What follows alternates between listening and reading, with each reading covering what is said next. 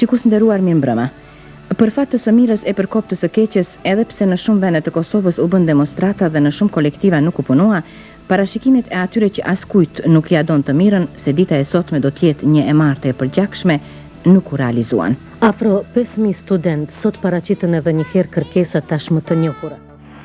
As delegatët e Kuvendit të Serbisë në mbledhjen e sotme nuk lanë pa u përqendruar edhe në situatën më të fundit politike dhe të sigurisë në krajinën socialiste autonome të Kosovës. Екс се изазва снимател телевизije Prištine kada je odbio da preda filmski materijal snimljen bez dozvole. Kam qenë i bindur se nga gazetaria mund të jetohet. Çka do të thotë ti je shqiptar, gazetar, plus ti je në Beograd. Kontaktet e shpeshta Rugova Gligorov kanë ndikuar që të mos hapet i jashtë quajturi front i jugut.